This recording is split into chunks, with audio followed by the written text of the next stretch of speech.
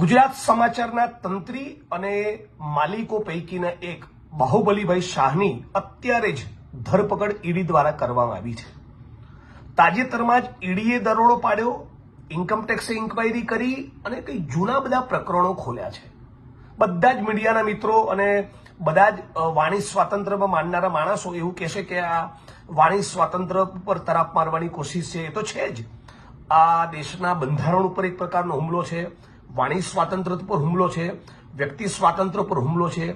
Freedom જે મીડિયાને એક સ્વાભાવિક રીતે જ મળવી જોઈએ, એક લોકતંત્રના ચોથા પ્રહરી તરીકે સવાલ પૂછવાની, આકરા સવાલ પૂછવાની એ સ્વતંત્રતા જે છે મીડિયાની, એની ઉપર તરાપ છે।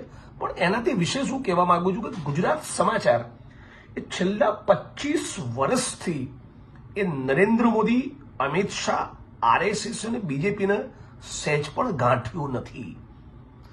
નરેન્દ્રભાઈ ઉપર ગુજરાતની જનતાએ, દેશની જનતાએ ગમે તેટલા ફૂલડા વેર્યા હોય, પણ મગનું નામ મરી પાડીને રાત દિવસ પાને પાને એક સ્ટોરીમાં એન્ટી એસ્ટાબ્લિશમેન્ટ એલિમેન્ટ સાથે કોઈએ લખ્યું હોય સાતત્યપૂર્વક, એ ફક્ત ગુજરાત સમાચાર છે।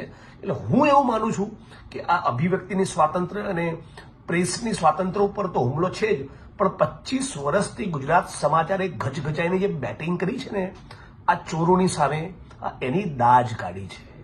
આ ઈડી ઇન્કમટેક્સ દ્વારા ગુજરાત સમાચાર ઉપર થયેલો હુમલો, બાહુબલીભાઈ શાહ ઉપર થયેલી ધરપકડ એ મૂળ 25 વર્ષનો બદલો લીધો છે।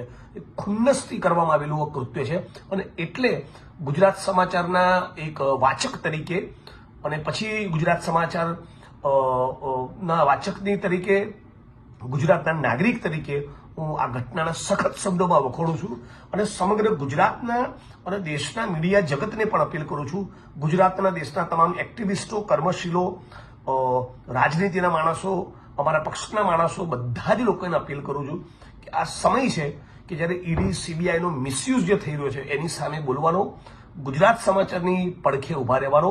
મારી વિશે સારું પણ લખ્યું છે ગુજરાત સમાચારે, જરૂર પડીએ મારી ટીકા ટિપ્પણી પણ કરી છે।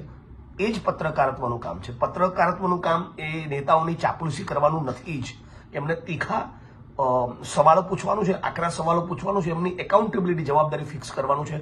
આ કામ ગુજરાત સમાચારે કર્યું છે અને જે ઈડી, સીબીઆઈ, ઇન્કમટેક્સના માણસો છે અને ભારતીય જનતા પાર્ટીના માણસો જેમના ઇશારે આખું ષડયંત્ર રચવામાં આવ્યું, એમને ખબર નથી। ગુજરાત સમાચારે ગઈકાલે જે લખ્યું છે, આવતીકાલ સવારનું છાપું તમારા હાથમાં લેજો, એ એવું જ લખશે, એની ધાર જવાની નથી।